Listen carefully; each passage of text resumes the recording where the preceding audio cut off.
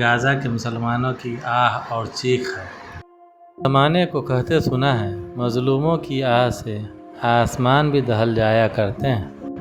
پروردگار جب ظالموں کو وقت دیتا جاتا ہے تو ظالموں کو لگتا ہے کہ وہ دور حاضر کا اناالحق بن گیا ہے، لیکن اللہ رب العزت کی پکڑ جب مضبوط ہوتی جاتی ہے تب ظالم بھی خود کو مظلوم سمجھنے لگتا ہے۔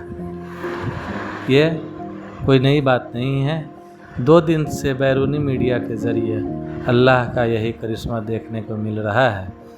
جب 7 اکتوبر 2023 کو غزہ پر اسرائیلی افواج نے حملہ شروع کیا تو فلسطین کے غیر مسلح لوگوں نے 18 مارچ 2025 تک اپنی شہادتیں پیش کی۔ بزرگ، عورتیں، بچوں نے اپنی جان اور اپنا خون دے کر قبلہ اول کی حفاظت کو یقینی بنانا بہتر جانا۔ صہیونی افواج نے فلسطین کی زمین کو قبضہ کرنے کے لیے وہاں کے اسکولوں، ہسپتالوں، کالجوں، یونیورسٹیوں تک کو نیست و نابود کر دیا۔ 1.5 سالوں میں اسرائیلی حکومت نے انسانیت کے ساتھ ایسا ننگا ناچ کیا کہ شیاطین بھی شرما جائیں۔ ابھی جو ہم لوگ دیکھ رہے ہیں یہ اسرائیل کا حیفا کا بندرگاہ ہے۔ اس کو ایک ہی دن میں ایرانیوں نے غزہ جیسا حل کر دیا ہے۔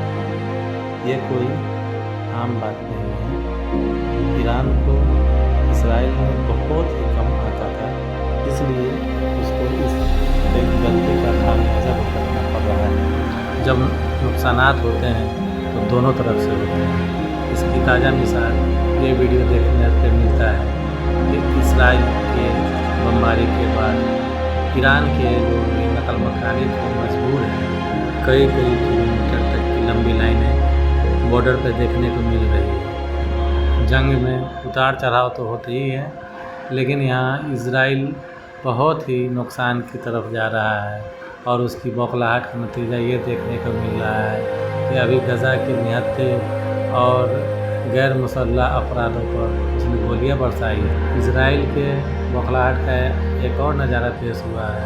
اس کے افواج نے دشمن کے میزائلوں کو مارنے کے بجائے خود کے ہی ایئر بیس کو اڑا لیا۔ یہ کوئی معمولی بات نہیں ہے، یہ ڈپریشن کا معاملہ ہے۔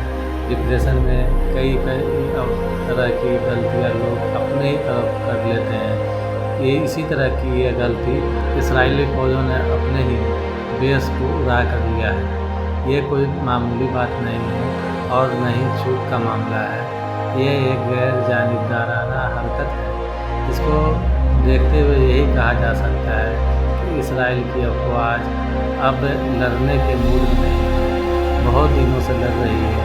اب وہ فزیکلی اور مینٹلی پریشر میں رہتی ہے، اس لیے مسلسل جنگ کرنا ایک بہادری کا کام ہے۔ لیکن اسرائیل کی فوجیں لگاتار کئی سالوں سے لڑ رہی ہے۔ یہ ان کے فزیکل اور مینٹل استھتی کو دکھاتا ہے۔ اس استھتی میں، اس چیز میں سب سے زیادہ نقصان اسرائیل کو ہو رہا ہے۔